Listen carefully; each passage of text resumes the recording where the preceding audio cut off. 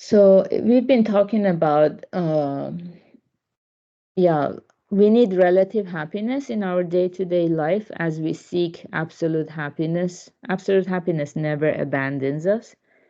But as we live our day-to-day life, we also need relative happiness to basically survive or have some kind of happiness to rely on. Even if it's temporary, it will let us down.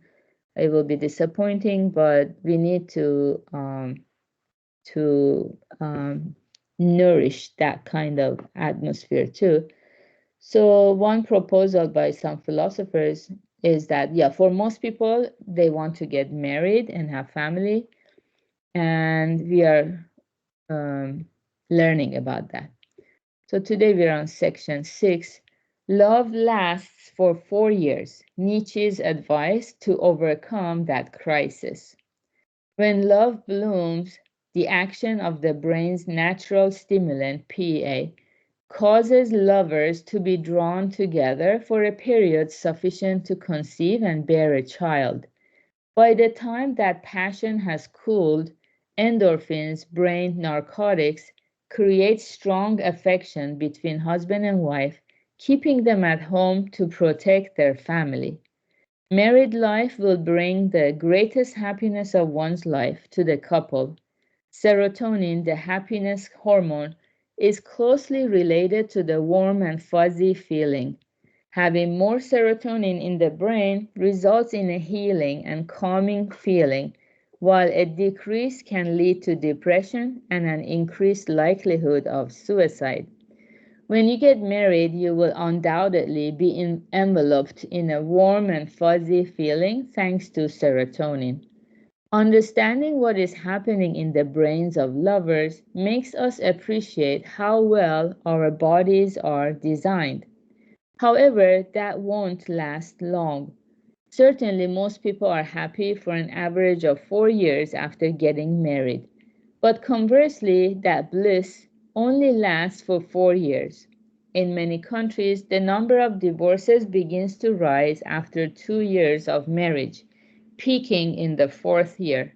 Once you get through the fourth year infidelity crisis, divorce rates decrease. Why does love end in 4 years?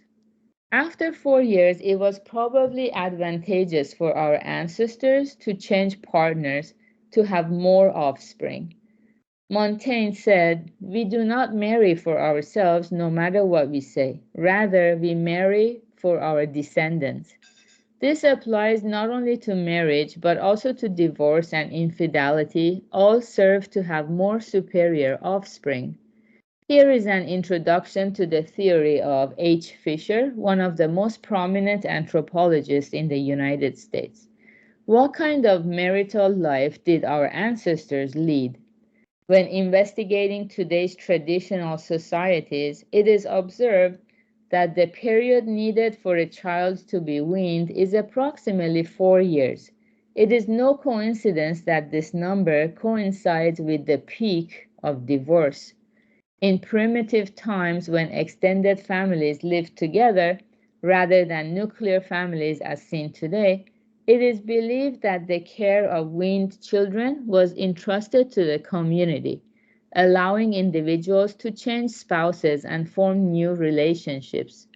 Because having different partners would result in different genetic traits for children, this may have served as a way to prevent total extinction in the event of an epidemic.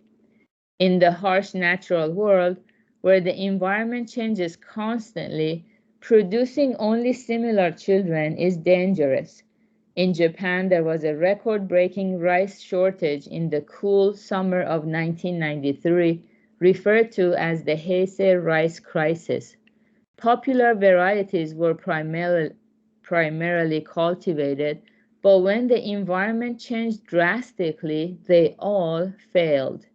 To counter new diseases like new influenza that threaten humanity, it may be necessary to leave as many diverse children as possible. If you consider increasing offspring, it is optimal to change partners once the child is weaned. Our ancestors probably acquired this intelligent strategy during the process of evolution. Otherwise, it cannot explain why younger couples have a higher divorce rate. This is contrary to common sense. It is reasonable for couples who have been married for 20 or 30 years to become bored and have a late divorce after their children start working and become independent. However, in reality, the number of men and women who divorce is highest in their 20s when their reproductive abilities are most active. The higher the likelihood of being able to start over, the higher the likelihood of remarrying someone else, especially when women are economically affluent and can live independently without relying on their husbands. The divorce rate increases even more. Okay, so up to here for today. Yeah, of course, it doesn't mean it's not encouraging having a lot of partners. That's not the message here. It will explain it in the upcoming pages. It's just explaining, evolutionary speaking, the cause and effect relationship, why the divorce rate is so high once the couple is together for 4 years and the children no longer need to be breast uh, fed. So, yeah, I mean, ultimately speaking, the teaching of the Buddha is having and not having are the same. So, people who are single, they suffer from maybe loneliness. They want to be married in many cases. They are like birds in the sky that look at the birds in a cage and they're like, oh, look how nice. They look so secure. Their food comes to them so regularly. I want to be in a cage. And then birds that are in a cage, they look at birds that are free in the sky, going here and there so gracefully, and they like, oh, I want to be free. So a famous philosopher compared marriage to these birds. Birds in a cage, they want to get out. Birds that are free, they want to get into a cage. So that's why Buddha taught having and not having are the same. In either case, so people who are single, they might suffer from some loneliness, but people who are married, they suffer from not having enough freedom to do whatever they want to do. Maybe they want to read a book or they want to go to the gym, but instead they have to take care of children, they have to prepare meals in the house, and etc. And Buddhism is encouraging us to cultivate this inner source of joyfulness that will always be with us, regardless of what changes around us in our circumstances. Any human being has the potential to find the happiness that holds us fast, never to abandon us. And therefore, that is our life's purpose. And everything else is the means of living that is helping us to move towards the greatest form of happiness that we deserve and that we are born to experience, because otherwise, why are we just living to suffer? So good job, everyone, for being here, practicing together. And yeah, today is Thursday. We will have advanced group session, 5 p.m. And have a wonderful Thursday. Bye.